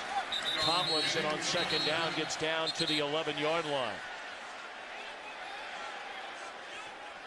Our game produced today by Bob Stenner, directed by Rich Dewey. Our associate director is Charles McDonald. And our broadcast associate, a Philadelphia native, Bill Cullen. Our technical producer is Matt Benedict. The senior producer at Fox Sports, Bill Brown. The executive producers, Ed Gorin and David Hill. Thank our entire crew here in San Diego. Under 1:30 to go. Philadelphia out of timeouts. Tomlinson What a tackle made by Dimitri Patterson. So that ends the drive, and they're going to let that clock continue to tick away. 30 seconds still remaining on the play clock. So roughly a 32-second spread, game clock and play clock. San Diego, with a win today, goes into a first-place tie with Denver. And those two will lock up in the Mile High City next weekend. 3 of the next 4 on the road for the Chargers. And after they get past Denver, they got a nice little run with Kansas City, Cleveland, but then got to come back with Dallas and Cincinnati. So they've got some work left to do, but they got to feel very good about where they're at right now. And of course, under Andy Reid, they have generally been a very good team down the stretch through the years. But 3 of their next 4 as well will be on the road against a slumping Chicago team. The Redskins got their 3rd win of the year today. That was over Denver. But then you got some tough games in Atlanta, at the Giants, and then home to San Francisco. Yeah, and it's that cumulative effect. 3 of the 4 on the road for both these teams. That's what you worry about as a coach. Can I stay fresh and healthy? Because the road does wear you out to finish this season out strong.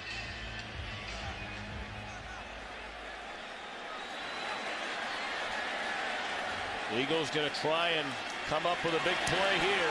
Can't do it. Field goal is good by Kading.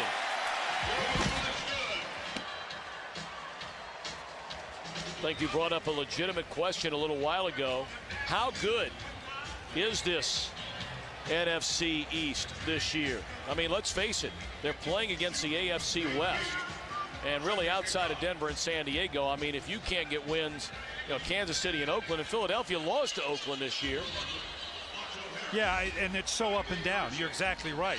You feel good about yourself, but you got to look at who you're playing. And it really comes down to how we're going to do against the other teams in the division. And to try to get a grip around who's the best team in that division. We're past the conversation, are they the best division in the National Football League? They're not. Macho Harris from the 4, and he's out to the 34. Macho Harris with the kickoff return. Now, theoretically, we're still sitting on an 8-point spread, so touchdown, 2-point conversion. It is a 1-possession game with 23 seconds left. This one not over yet. No, clearly within the point spread. Obviously a bit of an uphill climb with 24 seconds, no timeouts. Donovan McNabb's ability to keep plays alive and wait till that last second to throw the ball is what they're going to have to count on here. Let's see if McNabb can pull off the miracle. Good start to it. Right at midfield, it's Deshaun Jackson.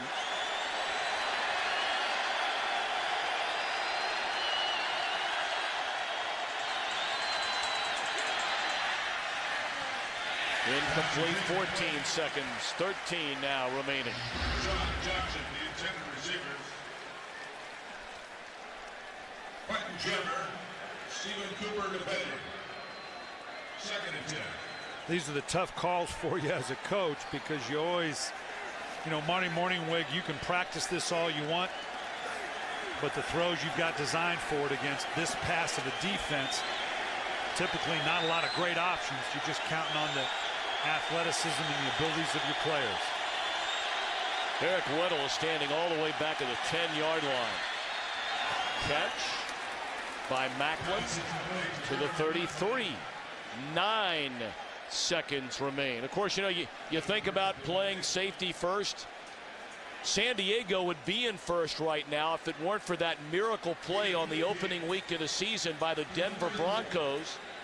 The final second win on the tip ball in Cincinnati. Yeah, I mean, it's those kind of, typically in an NFL season, it literally can come down to 5 or 6 plays over the course of an entire season that decide those types of things. You can see everybody's backed up out of the picture frame here. McNabb throwing to the end zone. Still 2 seconds, making 3 seconds left. No, it is 2. Talked about some of the issues they've had on the clock. here in San Diego today. So 2 seconds remain. Is there any other play besides just a Hail Mary here? No, right now, there's no design to this. There's no schematics you can put to it. I'm going to throw this up to my players and see if somebody can make a play. The odds are against you. Although you never know. McNabb buying some time. Fires. It's intercepted in the end zone. The game is over. Antonio Cromartie, his second interception of the year.